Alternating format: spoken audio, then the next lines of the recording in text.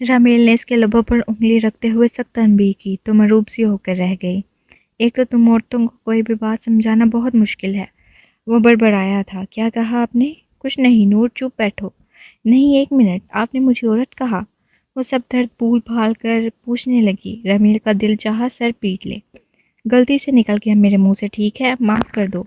अब चुप बैठो और मुझे ऑइंटमेंट लगाने दो। इसने हुक्म सादिर किया तो वो नाराज़ नाराज़ निगाहों से घूर कर रह गई। इस्लामाबाद पहुंचते इन्हें काफ़ी देर हो चुकी थी।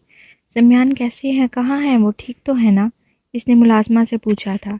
जी वो तो शाम से कमरे से नहीं निकले। मैं दोपहर भी खाना देने गई तो उन्होंने मना कर दिया, उनको डिस्टर्ब ना किया जाए। आपने दोबारा चेक नहीं किया? वो शॉल उतार कर मुलाजमा के हवाले करते हुए इसके कमरे की जानिब बढ़ी थी।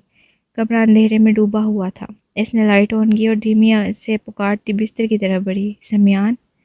समियान ने बहुत हैरत ज़दा होते हुए बाजू आंखों से हटाकर इसे देखा था। बुखार ने शायद नहीं, यकीनन इसके दिमाग पर असर किया था, वरना महरनाज और यहाँ ये मुमकिन नहीं हो सकता था। इसने दोबारा आंखों पर हाथ रख लिया। महरनाज ने इसका हाथ थामते हुए सख्त टेंशन से कहा, आपको तो बहुत तेज़ बुखार है। इसके सर्द हाथों के लम्स पर समियान एकदम चौंक कर उठा। महर तुम? वो इसके चेहरे को छूते हुए कहा, जैसे अभी भी यकीन ना आ रहा हो। आपको ऐसे नाराज़ होकर नहीं आना चाहिए था समियान। मोरे बहुत परेशान हो रही थी। और तुम? मैं भी, लग तो नहीं रहा। इसने गुस्से से हाथ छुड़ा लिया। कैसी बातें कर रहे हैं आप? मैं इतनी दूर से सिर्फ आपके लिए आई हूँ और आप। महर को दुख हुआ था। पता नहीं क्यों वो आजकल इसकी हर बात का बतंगर बनाने पर तुला हुआ था। तो घर वालों की बातें करके मेरा मूड ख़राब मत करो। आपको क्या होता जा रहा है समियान? आप क्यों? जाओ यहाँ से, वो चीख कर बोला तो महरनाज ने यकदम सहम कर इसको देखा था। इसकी जर्द रंगत देखकर वो यकदम नरम पड़ गया। मुझे इस वक्त तुम्हारी ज़रूरत है, सिर्फ तुम्हारी। तुम मेरे पास आ गई हो तो मुझे और कुछ नहीं चाहिए। इस वक्त किसी दूसरे की बात मत करो प्लीज़। मैं बहुत डिस्टर्ब हूँ, कुछ सुनना नहीं चाहता। वो इसका हाथ थाम कर कहने लगा। बुखार की वजह से इसकी आंखें और चेहरा सुर्ख पड़ा हुआ था। आपने कुछ खाया? मुझे भूख नहीं है। वो शिकस्त खुर्दा सा बैकग्राउंड से टेक लगाकर आंखें मूंदते हुए बोला। अगर आप किसी डॉक्टर के जानते हैं तो इसे कॉल कर दें, आपको बहुत तेज़ बुखार है। इसकी ज़रूरत नहीं है। वो बज़िद हुआ। महरनाज इसकी ज़िद के आगे क्या ही कर सकती थी। मैं आपके लिए कुछ खाने को लाती हूँ। वो बंद आंखों से ऊँगा। मेरा हाथ तो छोड़ें, इसने आहिस्तगी से कहा, मगर समियान ने कोई रद्द-ए-अमल नहीं दिया। समियान, इसने कंधा हिलाया। इसने बमुश्किल सुर्ख आंखें खोल कर इसे देखा। मेरा हाथ छोड़ें, मैं आपके लिए कुछ खाने को और टैबलेट लाती हूँ। अगर आप डॉक्टर को कॉल कर देते तो अच्छा होता। अभी पूरी रात बाकी है। आपकी कंडीशन देखकर मुझे डर लग रहा है। इसकी फिक्रमंदी पर समियान के लबों पर मुस्कुराहट उभर कर मदूम हुई थी। महरनाज को इसकी दिमागी हालत पर शबा हुआ था। इसे सख्त परेशानी होने लगी थी। आपके पास मोबाइल फ़ोन है? इसने सूप बनाते हुए मुलाजमा से पूछा। जी मेरे पास तो नहीं है, पर समुंदर खान के पास है, मगर वो तो बीबी जी रात को आएगा। अच्छा। वो सख्त मायूस हुई थी। क्या बात है बीबी जी? समियान को डॉक्टर की ज़रूरत है, मगर वो नहीं मान रहे। मैं अब क्या करूं? बीबी जी आप छोटे खान के फ़ोन से कॉल कर लें। इनका एक दोस्त डॉक्टर भी है, वो यहीं इस्लामाबाद में ही रहते हैं। जब हम में से कोई बीमार होता है तो छोटे खान इसी को बुलाते हैं। मगर मुझे क्या पता कौन है और मैं कैसे? इसने कभी समियान के फ़ोन को हाथ नहीं लगाया था, ना ही वो इसके हल्काए अहबाब से वाकिफ़ थी। समियान ने इसे 7 पर्दों में छुपा कर रखा था। वो जिस बोल्ड सर्कल से ताल्लुक़ रखता था, ऐसी महफ़िलों में महरनाज का नाम तक लेने से गुरेज करता था, और महरनाज को इसकी पॉसेसिवनेस का बखूबी अंदाज़ा था। इसने सोप के साथ टैबलेट इसे खिला दी थी। अगर आप डॉक्टर को कॉल कर देते तो अच्छा होता समियान, मेरी डॉक्टर तो तुम हो। इसने मुस्कुराते हुए वालेहाना अंदाज में इसका हाथ थाम कर दिल के मुकाम पर रख लिया। ये मजाक का वक्त नहीं है। मुलाजमा भी चली गई है। समुंदर खान अभी तक नहीं आया। मैं क्या करूँगी अकेली? अकेली कहाँ हो, मैं हूँ ना। रुखसारों पर झूलती इसकी लटों को कानों के पीछे अड़सते हुए अपनी मौजूदगी का एहसास दिलाया तो महरनाज की कुछ टेंशन दूर हुई थी। आप आराम करें, मैं यहीं हूँ आपके पास। इसका हाथ मजबूत गिरफ्त में लेकर आंखें मूंद ली। इसकी गर्म सांसों की आमदोरफ्त से इसका चेहरा तपने लगा। इसकी अचानक आंख खुली तो समियान शदीद बुखार में फूंक रहा था। मारी टेंशन के इसके हाथ पैर फूलने लगे। समियान, समियान। इसने 2-3 बार इसका चेहरा थपथपाया, मगर इस पर गशी तारी थी। سمیان نے بمشکل آنکھوں کو کھول کر اسے دیکھا اور اگلے ہی پل آنکھیں موند لیں۔ مہرناز کا دل ڈوبنے لگا۔ یا اللہ میں کیا کروں؟ سخت پریشانی کی عالم میں اس نے سمندر خان کو بلایا تھا۔ بی بی جی آپ مجھے پہلے بتاتی، چھوٹے خان کی طبیعت ٹھیک نہیں ہے، میں تبھی ڈاکٹر کو بلا لیتا۔ اب تو جی بہت رات ہو گئی ہے اور یہ پہاڑی علاقہ ہے، یہاں ڈاکٹر کا آنا مشکل نہیں ناممکن ہے جی۔ اب کیا کریں؟ سمیان کو تو بالکل ہوش نہیں ہے۔ آپ نے عادی صاحب کو کال کریں، بی بی جی وہ ڈاکٹر بھی ہیں اور ان کو آنے میں مسئلہ بھی نہیں ہوگا کیونکہ وہ چھوٹے خان کے دوست بھی ہیں۔ ان کا نمبر کہاں سے لوں اور میرے پاس تو فون بھی نہیں ہے۔ بی بی جی آپ چھوٹے خان کے فون سے کال کریں، سمندر خان نے کہا تو اسے یاد آیا۔ اس کا دماغ اس وقت بالکل معاف ہو چکا تھا، کچھ سمجھ نہیں آ رہا تھا کیا کرے۔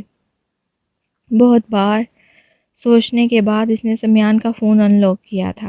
وہ اس کے غصے سے بھی ڈرتی تھی، جانتی تھی کہ وہ بہت ناراض بھی ہو سکتا ہے اس حرکت پر، مگر حالات کا تقاضا یہی تھا کہ اسے کال کر لینی چاہیے تھی۔ اس نے بہت سی ہمت مجتمع کر کے نمبر پوچھ کر کے کان سے لگایا تھا۔ کہاں ہے تو سالے، آیا نہیں آج؟ وہ جی میں مہرناز بات کر رہی ہوں، وہ کنفیوز سی ہو کر بولی۔ کون مہرناز؟ دوسری جانب چونک کر پوچھا گیا۔ سمیان کی وائف۔ وہ ہچکچائی۔ انہیں بہت تیز بخار ہے اس وقت، ملازم نے بتایا کہ آپ ڈاکٹر بھی ہیں اور ان کے دوست بھی، آپ آ سکتے ہیں پلیز، اس وقت آپ کی بہت ضرورت ہے۔ دوسری جانب یکدم سے سناٹا چھا گیا تو وہ کچھ مایوس ہوئی تھی۔ ہیلو، ٹھیک ہے میں آتا ہوں 10 منٹ میں، بہت شکریہ آپ کا۔ اس کی جان میں جان آئی تھی۔ وہ اس کا ہاتھ مضبوطی سے تھامے مسلسل آیتوں کا ورد کر رہی تھی۔ وہ تیز بخار میں اور فول باتیں کر رہا تھا۔ ملازم نے ڈاکٹر کے آنے کی اطلاع دی تو وہ اس کے قریب سے اٹھ کر ایک طرف ہو گئی۔ آنے والے نے ایک بھرپور نگاہ اس پر ڈالی کہ مہر سہم کر خود میں سمٹی۔ اسے بے اختیار اپنے فیصلے پر پچھتاوا ہونے لگا، مگر سمیان کے لیے اس نے ایک قربانی دے دی تھی۔ اسے تو بہت تیز بخار ہے، کب سے اس کی یہ کنڈیشن ہے اس طرح؟ شام سے۔ تو آپ نے مجھے پہلے کیوں نہیں کال کی؟ وہ ذرا نادم ہوا۔ میں نے سمیان سے کہا تھا مگر وہ رکی۔ آپ اس کے ساتھ رہتے ہوئے سے جان نہیں سکی کہ وہ کتنا ضدی ہے۔ اسے پیار کی نہیں زور زبردستی کی زبان سمجھ آتی ہے۔ وہ چپ رہ گئی۔ میں اسے فی الحال کوئی دوائی نہیں دے سکتا، اس کے بہت تیز بخار ہے، بخار اترنے کا انتظار کرنا ہوگا۔ ویسے کچھ دوائیاں کھلا کر اس کی طرف پلٹا۔ اگر آپ مائنڈ نہ کریں تو میں رکنا چاہوں گا، میں گیسٹ روم میں ہوں، جیسے ہی اس کا بخار کچھ کم ہو آپ مجھے بلا لیجئے گا۔ مگر آپ، وہ لب بھینچ کر رہ گئی۔ آپ فکر نہ کریں، میں پہلی بار نہیں آیا اس گھر میں، بلکہ آپ پہلی بار آئی ہیں، وہ مسکرا کر کہتا واک آؤٹ کر گیا۔ مہرناز کو عجیب و غیر سا محفوظ ہو رہا تھا۔ سمندر خان اپنے کوارٹر میں جا چکا تھا، سمیان اپنے حواسوں میں نہیں تھا، اور ایسے میں وہ اکیلی تھی اس اجنبی کی موجودگی میں۔ وہ کمرہ اچھے سے لاک کر کے اس کے قریب آ گئی۔ سمیان پلیز جلدی سے ٹھیک ہو جائیں۔ اس کی آواز کپ کپانے لگی تھی۔ وہ اس کے آہستگی سے اس کے کندھے پر سر رکھ کر لیٹ گئی۔ جب سے اس کا ہاتھ اور پاؤں جلا تھا یوسف مورے جان اور ملازمہ کے حوالے ہی تھا۔ آج وہ کچھ بہتر تھی، اپنے ضروری کام بھی خود ہی انجام دے رہی تھی۔ اس دن کے بعد سے اس کی زوفشا سے بات چیت بھی نہ ہونے کے برابر تھی۔ وہ پاؤں پر آئنمنٹ لگا رہی تھی جب رامیل ڈیوٹی سے لوٹا تھا۔ بچے کہاں ہیں؟ اس نے کوئی جواب نہیں دیا۔ وہ بارہا اسے کہہ چکی تھی کہ اسے گھر جانا ہے، مگر رامیل نے کان نہیں دھرے تھے۔ وہ مسلسل اس کے مطالبے کو نظر انداز کر رہا تھا۔ نور میں تم سے بات کر رہا ہوں، اس نے نرمی سے دہرایا تھا اور چلتے ہوئے اس کے پاس بیٹھ گیا اور ہاتھ بڑھا کر اس کے بالوں کو کان کے پیچھے کیا جو اسے تنگ کر رہے تھے۔ نورالایمان نے انتہائی بے رخی سے اس کا ہاتھ جھٹک دیا۔ لاؤ میں لگا دوں، اس نے نرمی سے کہا۔ مجھے آپ کی جھوٹی ہمدردیاں نہیں چاہیے۔ اس نے پاؤں اٹھا کر زمین پر رکھنا چاہا، مگر رامیل نے کھینچ کر اپنے گھٹنے پر رکھ لیا۔ تمہارا دماغ کس بات پر آؤٹ ہے اب؟ اس نے دوا لگاتے ہوئے ناراضگی کی وجہ جاننا چاہی تھی۔ آپ کے مطابق تو میرا دماغ ہمیشہ ہی آؤٹ رہتا ہے۔ نورالایمان نے ناک چڑھایا۔ میں تمہیں کیسے سمجھاؤں نور؟ نہ میں مورے جان کو اکیلا چھوڑ سکتا ہوں، نہ ہی تمہارے بغیر رہ سکتا ہوں۔ میں آپ کے بغیر رہ سکتی ہوں مگر یہاں نہیں رہ سکتی، آپ کیوں نہیں سمجھ رہے؟ وہ روحان سی ہونے لگی۔ میں اس عورت کی حاسدانہ نگاہوں اور شاطرانہ چالوں کا مقابلہ نہیں کر سکتی۔ رامیل یار نے بے بسی سے اس کا چہرہ دیکھا۔ میں مجبور ہوں نور، پلیز کچھ دن اور، آپ مجبوریاں میری جان لے لیں گی کسی دن۔ وہ چیخ پڑی۔ تمہیں لگتا ہے میں ایسا ہونے دوں گا؟ रमेल यार ने इसका चेहरा हाथों के प्याले में लेते हुए प्यार से कहा। ऐसा होगा और आपको खबर भी नहीं होगी। रमेल ने ऐसे लबों पर उंगली रखते हुए इसे खामोश करवा दिया। वो इसकी परेशानी चूमते हुए बोला, मैं मोरे जान से बात करता हूँ, समियान को वापस बुलाएं, वही ये सब संभालेगा। मेरे पास वक्त नहीं इन सब कारोबारी कामों के लिए। बस तुम छोटी छोटी बातों पर मुझसे नाराज़ मत हुआ करो। आप इतने बड़े बड़े फैसले करने के हक रखते हैं और मैं एक नाराज़गी का भी हक नहीं रखती। वो बखूबी जानता था इसका इशारा किस जानिब है। सूफी से शादी करना मेरी मजबूरी थी। इसने लंबी सांस खींचकर कहा। इसने मुंह फेर लिया। रमेल ने इसे खींचकर अपने ऊपर गिरा लिया। छोड़े, क्या कर रहे हैं? अभी आपकी चहीती सूफी बेगम ने देख लिया तो मुझे शायद जिंदा ही जला दे। देख लेने दो, तुम डरती हो क्या? रमेल ने इसके बालों में मुंह छुपाते हुए कहा। डरती तो मैं किसी के बाप से भी नहीं हूँ, इसने गर्दन मोड़ते हुए कहा। नूरुल ईमान ने मुज़ाहमत की मगर वो आज मूड में था, इसलिए इसकी सारी मुज़ाहमत नाकाम बनाते हुए इसे सख्त गिरफ्त में ले चुका था। सुबह इसकी आँख खुली तो महरनाज इसके करीब लेटी हुई थी। पहले पहल तो इसे कुछ समझ ही नहीं आई। महर आहिस्ता आहिस्ता सोया हुआ जहन जागा तो इसे सब याद आने लगा। आप ठीक हैं? अब कैसा महसूस कर रहे हैं? वो यकदम उठ बैठी। पानी पिला दो मुझे। जी। वो गिलास में पानी उंडेलते हुए इसकी तरफ बढ़ाने लगी। अचानक इसे रात वाली हरकत याद आई तो वो मुश्किल थूक निकला था। इसकी कब आँख लगी पता ही नहीं चला। ना ही इसने दोबारा इस अजनबी शख्स की खबर ली। वो भी क्या सोचता होगा। अब कैसा महसूस कर रहे हैं आप? इसने डरते हुए पूछा। ठीक हूँ, बस सर चकरा रहा है। शुक्र आपकी तबीयत तो संभली। रात को तो आप बहुत तेज़। समियान भाभी जी। दरवाजे पर अचानक होने वाली दस्तक ने दोनों को चौंका दिया। जहाँ समियान तासुरात खींच गए थे वहीं महरनाज के चेहरे पर खौफ की परछाइयाँ उभरने लगीं। इसने मरे मरे कदमों से चलते हुए दरवाज़ा खोला। मैं आपसे बहुत नाराज़ हूँ भाभी जी। एक तो इतनी रात में आपके बुलाने पर आया और फिर आपने बेरुखी की हद करते हुए मुझे सर्दी में ठिठुरने के लिए अकेला छोड़ दिया। खैर, कैसी तबीयत है नवाब की? वो इसे शिकवा करते हुए अब समियान की तरफ मतवज्जे हुआ था, जिसने सख्ती से मुठियाँ भैंच ली थी। आधे चेकअप करने के बाद कुछ ज़रूरी हदायत देकर वापस जा चुका था। महरनाज ने हिम्मत जमा करते हुए इसका चेहरा देखा। इसकी आंखें आग दहका रही थीं। वो बहुत गुस्से से कंफर्टर हटाते हुए बेड से उतरा। आपको बहुत तेज़ बुखार था, इसलिए मैं बुखार ही हुआ था, मर तो नहीं गया था मैं, जो तुम्हें आधी रात को किसी अजनबी को घर बुलाना पड़ा। वो चीख उठा। आपको मुझ पर भरोसा नहीं है? मैंने ये सब आपके लिए किया। मैं परेशान हो गई थी। बाहर में गई तुम्हारी परेशानी। आइंदा किसी भी मर्द को तुम इस तरह से घर नहीं बुलाओगी, चाहे मैं मर ही क्यों ना जाऊं। वो उंगली उठाकर सख्ती से तंबीह करने लगा। इसका मतलब है आपको मुझ पर भरोसा नहीं? वो रो दी।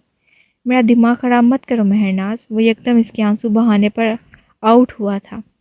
दिमाग तो मेरा ख़राब था जो। चुप, एकदम चुप। इसने गर्दन से इसके बाल मुट्ठी में दबोचे थे। गिरफ्त सख्त न थी मगर लहजा बहुत सख्त था।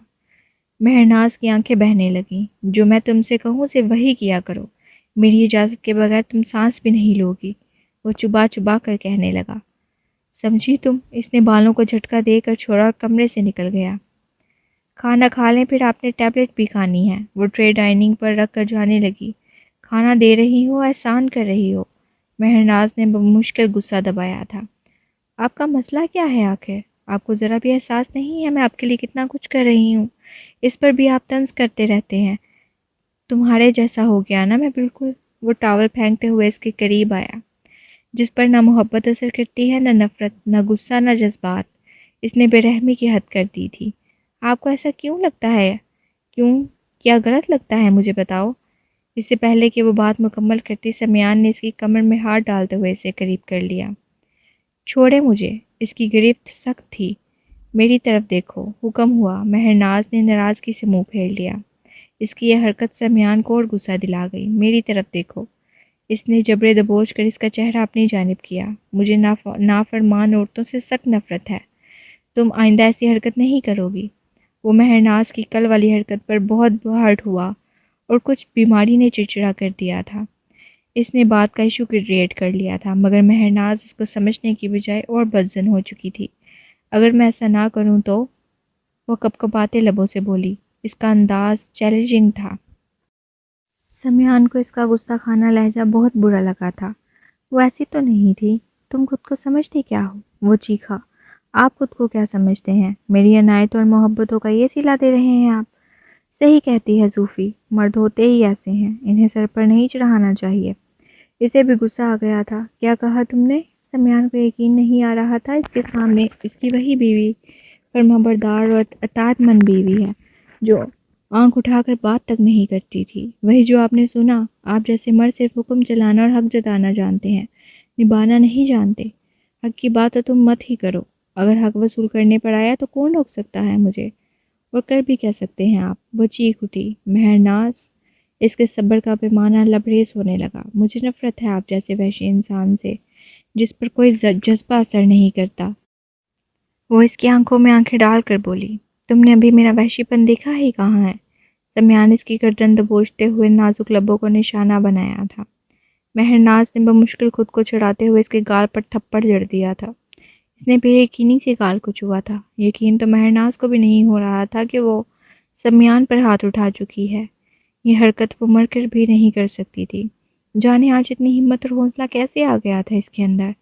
سمیان کی آنکھیں وحشت ہی وحشت تھی اور سر پر جنون سوار تھا۔ جو محبت اور صحبت اس کا خواب تھی، وہ خواب چکنا چور ہو چکا تھا۔ اب صرف ان خوابوں کی بکھری کرچیاں تھیں جو ان دونوں کو زخمی کر رہی تھیں۔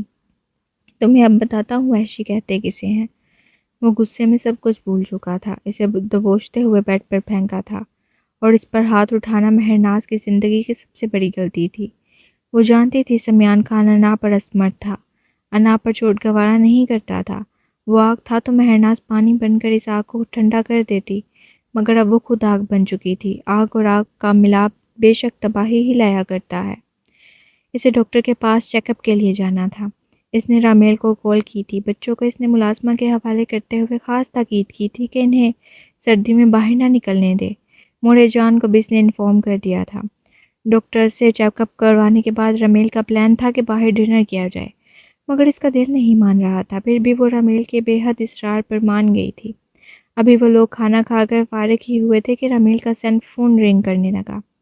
گھر سے کال ہے، اس نے چونکتے ہوئے سے بتایا۔ نورالایمان کا دل یک بارگی سے دھڑکا تھا۔ ہیلو؟ رامیل کا رنگ فک ہوا تھا اور نورالایمان کا دل ڈوبنے لگا۔ کیا ہوا؟ اس نے بے چینی سے پوچھا۔ رامیل نے ٹینشن کے مارے اس کی اتری صورت دیکھی۔ یوسف؟ کیا ہوا یوسف کو؟ اس کی آنکھوں کے سامنے زمین و آسمان گھومنے لگے۔ یوسف سیڑھیوں سے گر گیا ہے۔ کیسے؟ وہ اتنی زور سے چیخی کہ آس پاس کے ٹیبلوں پر لوگ مڑ مڑ کر اسے دیکھنے لگے۔ حوصلہ رکھو، کچھ نہیں ہوا ہوگا۔ آپ یہ کیسے کہہ سکتے ہیں؟ وہ چلاتے ہوئے رو دی تھی۔ سارے رستے وہ دعائیں مانگتی ہوئی آئی تھی۔ ہاسپٹل پہنچتے تک اس کا صبر جواب دے چکا تھا۔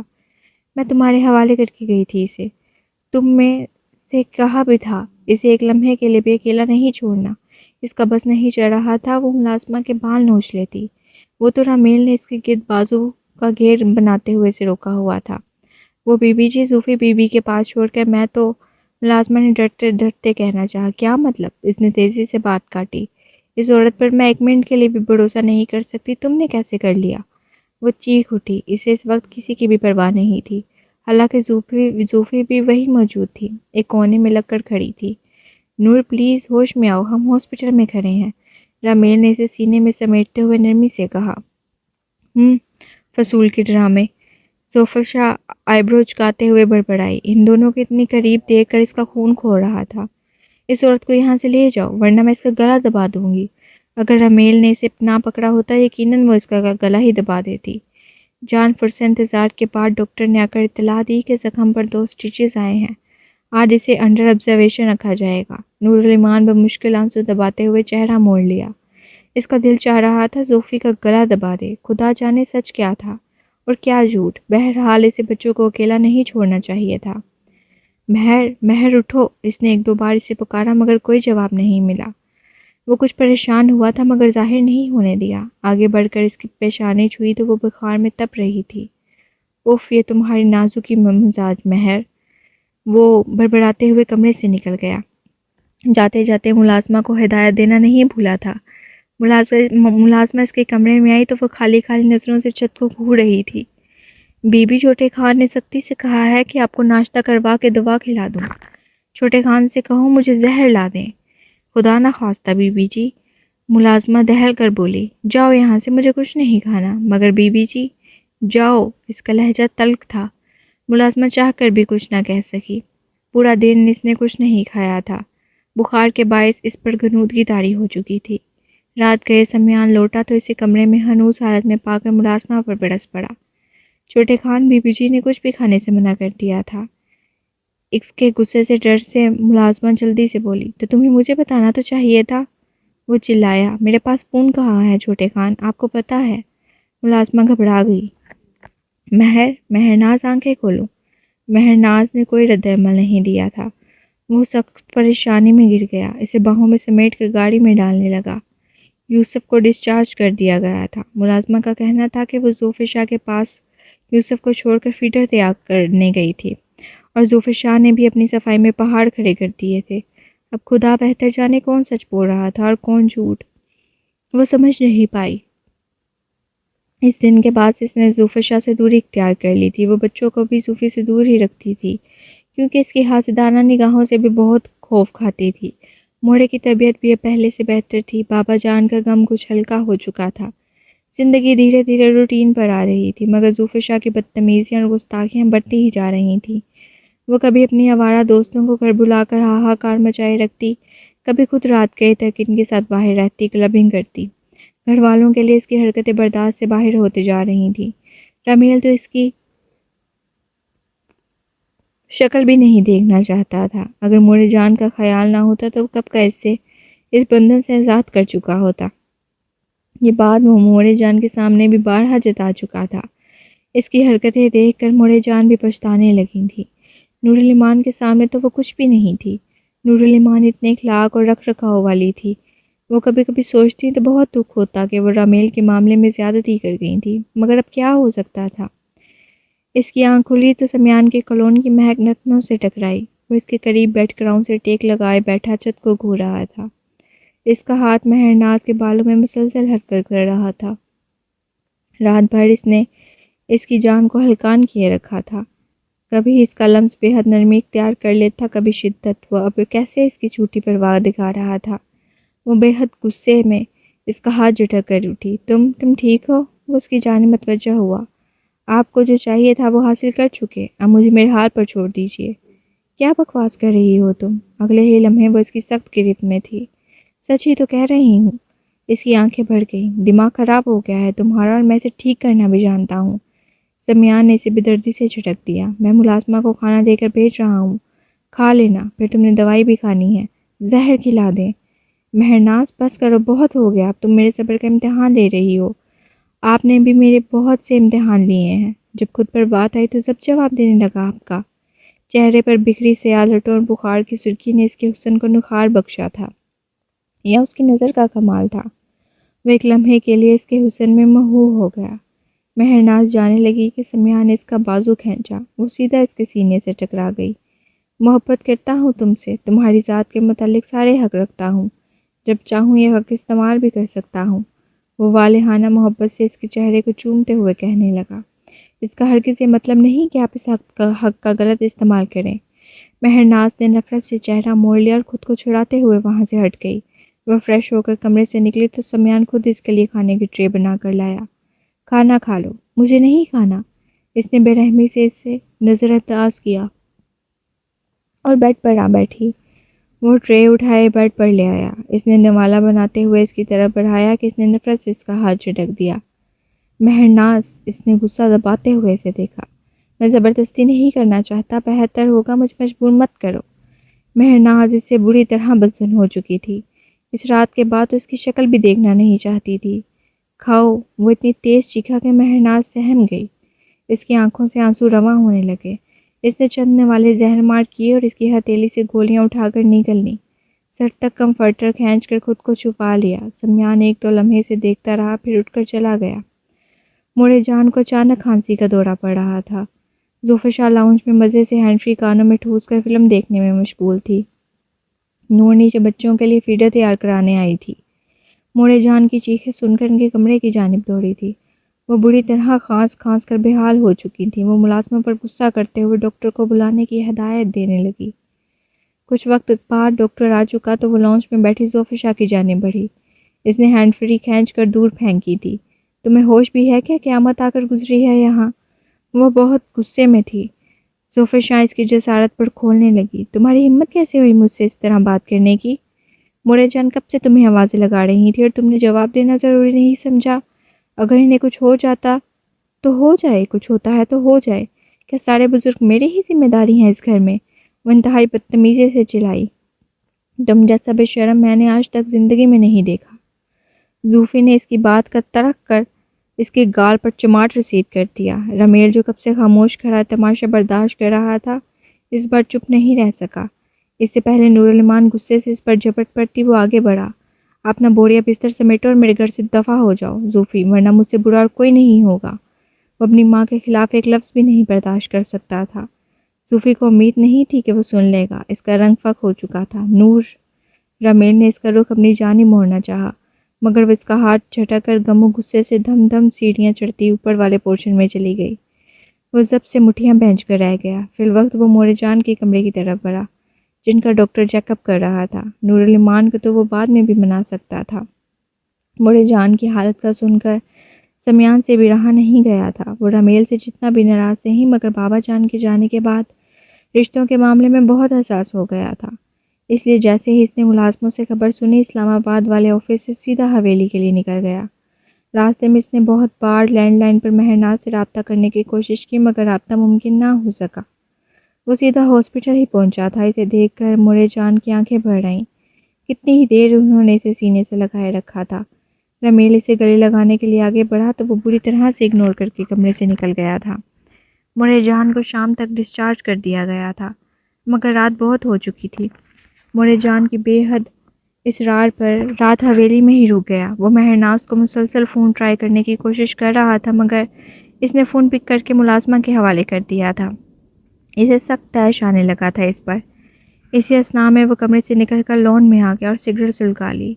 مہر کہاں ہے؟ اسے فون دو، اس نے چھوٹتے ہی حکم صادر کیا۔ چھوٹے خان بی بی جی تو سو رہی ہیں۔ ٹھیک ہے، اس نے غصے سے اپنی غیر موجودگی کی اطلاع دیے بغیر ہی فون بند کر دیا۔ تمہارا دماغ تو میں آ کر ٹھیک کرتا ہوں، اس نے طیش میں آ کر سوچتے ہوئے سگریٹ کا دھواں ہوا میں چھوڑا۔ رمیل چلتے ہوئے اس کے سامنے رکھی چیئر پر بیٹھ گیا۔ سمیان اسے اگنور کر کے جانے لگا تو وہ بولا، بیٹھو، مجھے تم سے بات کرنی ہے۔ مجھے آپ سے کوئی بات نہیں کرنی۔ بیٹھ جاؤ سمیان، یہ میرا حکم ہے۔ رمیل یار خان سخت لہجے میں گویا ہوا۔ وہ اس کی بہت عزت کرتا تھا، اس لیے خاموشی سے بیٹھ گیا۔ تم حویلی کب آ رہے ہو واپس؟ کبھی نہیں۔ آپ کی حویلی آپ کو مبارک ہو، وہ تلخی سے بولا۔ میرا حویلی پر کوئی دعویٰ نہیں ہے۔ تم نے زیادہ وقت بابا جان کے ساتھ یہاں گزارا ہے، اس لیے یہاں کے اصول و قوانین سے بھی تم بخوبی واقف ہو اور ہینڈل کرنا جانتے ہو۔ اس بات سے تمہارا کیا مطلب ہے؟ وہی جو تم سمجھ رہے ہو۔ میں واپس جانا چاہتا ہوں، اس لیے میں چاہتا ہوں کہ حویلی کا انتظام تم سنبھالو سمیان۔ یہاں ہماری روایات ہیں، ہماری پہچان ہے، ہمارے خاندان کا نام ہے۔ ہمارے پرکھوں نے سالوں سے جو عزت اور نام کمایا ہے، میں چاہتا ہوں تم اسے برقرار رکھو۔ میرا کیا ہے، میں تو نوعمری سے سرکاری نوکری میں دھکے کھا رہا ہوں، آبادی ہو گیا ہوں۔ یہ جاب میرا پیشن بن چکی ہے، میں اسے چھوڑ نہیں سکتا۔ اس کی جذباتی گفتگو سن کر سمیان کا حساب پر جمی برف پگھلنے لگی۔ میں تمہارے فیصلے کے حق میں نہیں ہوں۔ لوگ کیا سوچیں گے اگر تم حویلی سے جدا ہو جاؤ گے؟ اور ویسے بھی تم بڑے بیٹے ہو اس حویلی کے، سرداری پر تمہارا حق ہے۔ تم بے فکر رہو، کوئی ہمارے اس فیصلے پر سوال نہیں اٹھا سکے گا۔ میں اپنی خوشی سے یہ سرداری تمہیں سونپتا ہوں میرے بھائی، رمیل نے حتمی انداز میں کہا۔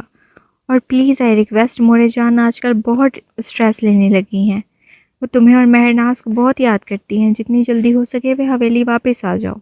سمیان نے نیم رضامندی سے سر ہلایا تھا۔ وہ اس کے کندھے پر ہاتھ رکھ کر اٹھ کھڑا ہوا اور جاتے کچھ یاد آنے پر رکا۔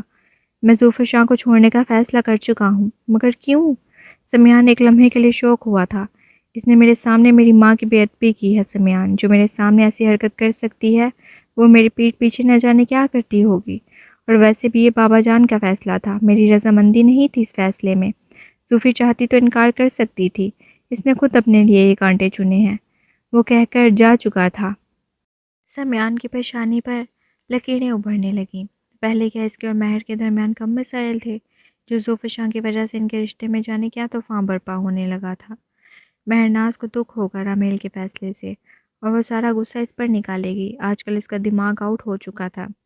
اس نے سوچتے سوچتے کچھ دیر بعد دوسری سگریٹ سلگا لی تھی۔ وہ رامیل کے ساتھ بچوں کی کچھ چیزیں لینے مارکیٹ گئی ہوئی تھی۔ اس بار اس نے بچے ملازمہ کے حوالے کرنے کی غلطی نہیں کی تھی، بلکہ موڑے جان نے انہیں اپنی ذمہ داری پر اپنے پاس ہی رکھ لیا تھا۔ وہ لوگ واپس آئے تو حویلی میں ایک دم سناٹا سا چھایا ہوا تھا۔ اس کے دل کو کچھ ہوا تھا۔ اس نے آگے بڑھ کر موڑے جان کے کمرے میں جھانکا تو بچے وہاں سے نہیں تھے۔ کیا ہوا موڑے جان؟ اس کا دل تیز رفتار میں دھڑک رہا تھا۔ تم رامیل کو بھیجو، مجھے اس سے بات کرنی ہے۔ مگر موڑے جان، یوسف اور جاؤ۔ ان کا لہجہ کچھ سخت تھا۔ وہ دھڑکتے دل کے ساتھ کمرے سے نکل گئی۔ تم نے زوفی سے کچھ کہا تھا؟ موڑے جان کا لہجہ سپورٹ تھا۔ جی، میں نے اسے کھلا کر نوٹس بھجوایا تھا۔ اس نے جھوٹ بولنا مناسب نہیں سمجھا۔ یوسف کی بیوی کے بھائی آئے تھے۔ موڑے جان کا لہجہ سپورٹ تھا۔ ان کا کہنا تھا کہ انہیں کسی عورت نے بتایا ہے کہ ان کی بہن کے دونوں وارث اس حویلی میں ہیں۔ موڑے جان نے اس کے سر پر دھماکہ کیا۔ وہ یکدم ٹینشن میں آ گیا۔ یہ ضرور زوفی شاہ کی حرکت ہے۔ اس کے علاوہ کون کر سکتا ہے؟ میں اسے چھوڑوں گا نہیں۔ درگزر سے کام لو میرے بچے۔ کہاں تک درگزر کروں موڑے جان؟ اب بات میرے بچوں پر آ چکی ہے۔ ان معصوموں کا کیا قصور ہے بھلا؟ اس وقت بچے کہاں ہیں؟ کہیں آپ نے انہیں ان کے حوالے تو نہیں کر دیا؟ اس کے دل نے ایک ہارٹ بیٹ مس کی تھی خوف سے۔ میں نے ان لوگوں کو آتے ہی ڈرائیور کے ہاتھ ملازمہ کے ساتھ دونوں بچوں کو تمہارے گھر بھجوا دیا تھا۔ یا اللہ تیرا شکر، میں کال کر کے پوچھتا ہوں۔ تمہارے پاس لیگل کسٹڈی ہے نا بچوں کی؟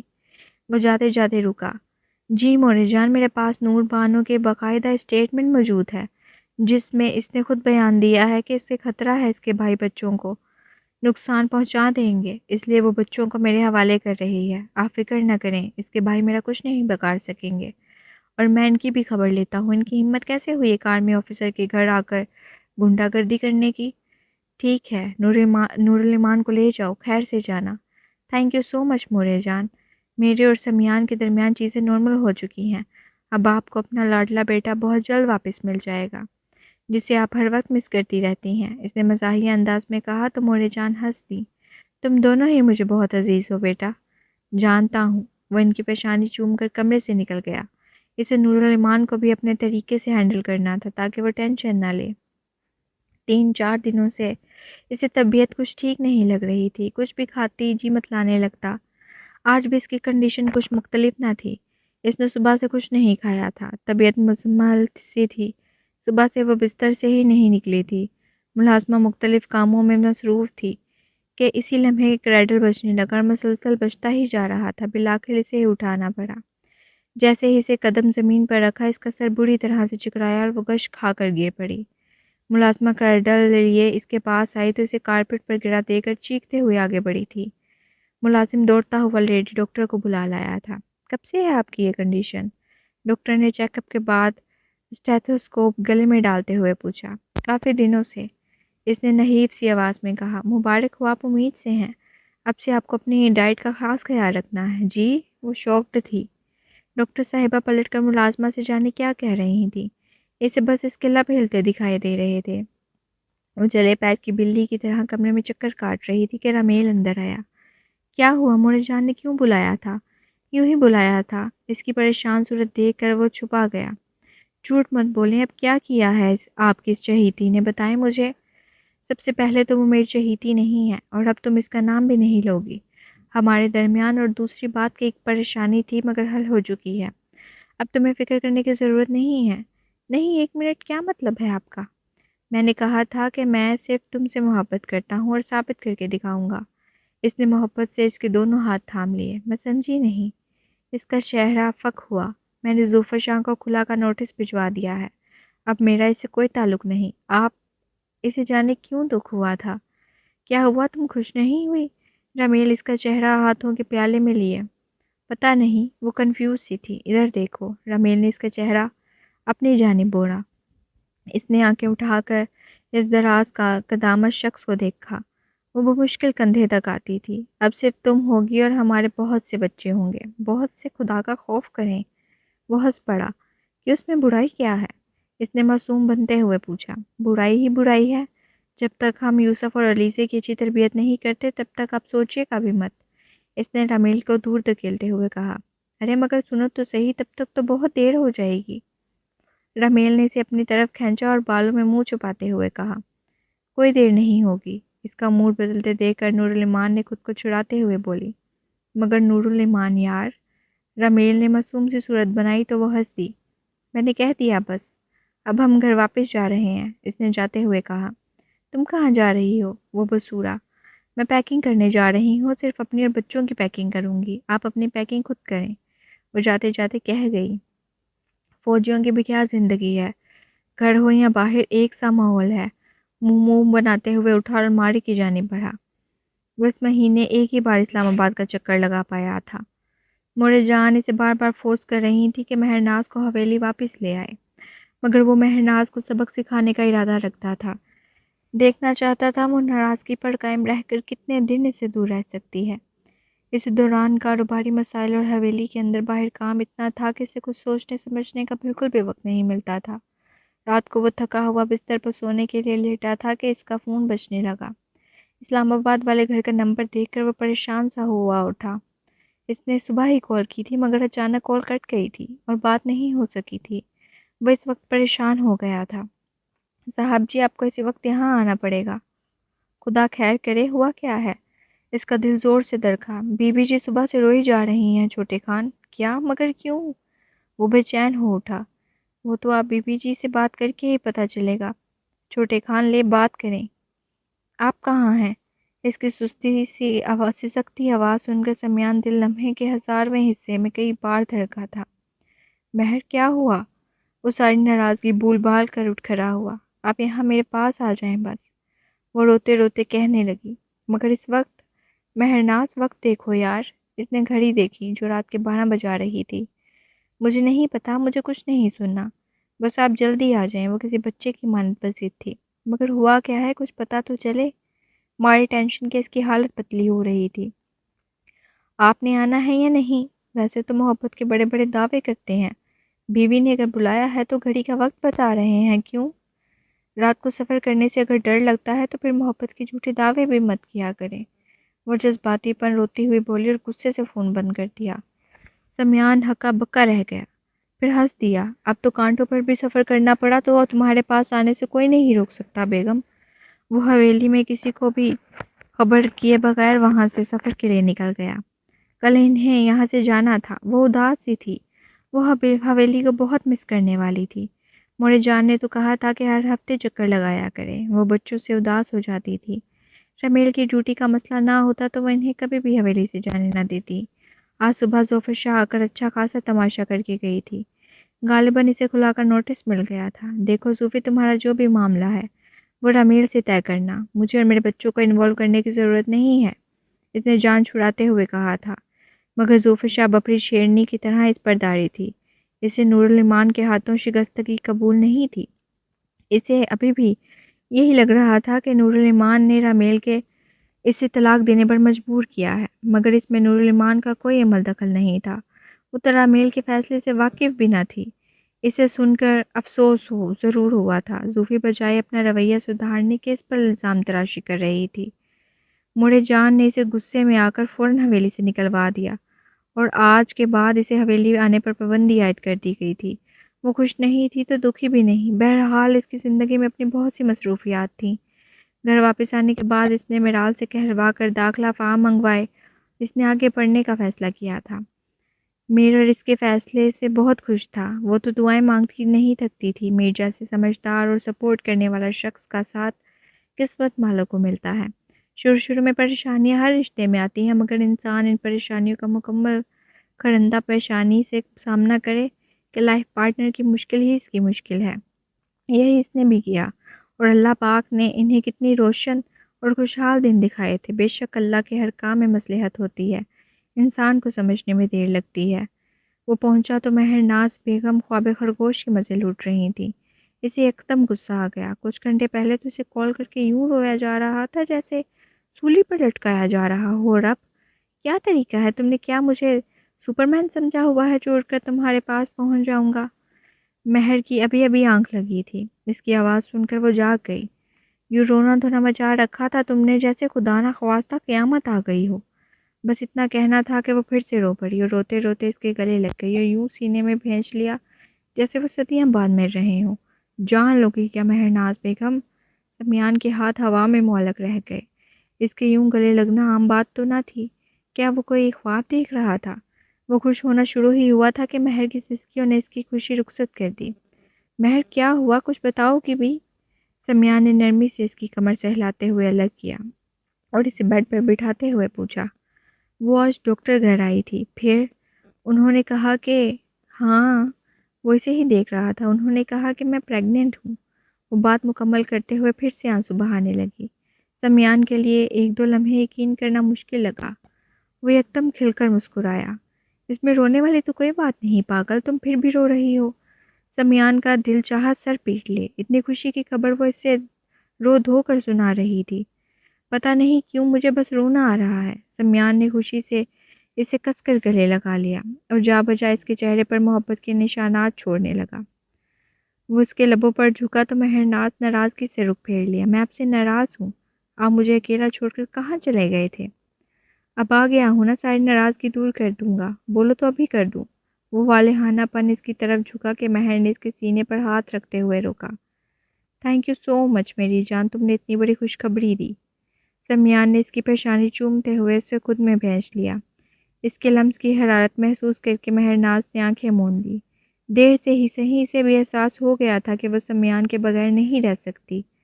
رشتوں میں انا نہیں ہوتی۔ اگر وہ انا کچل کر سمیان کو بہت پہلے کال کر لیتی تو اس کی محبت کا مان بڑھ جاتا۔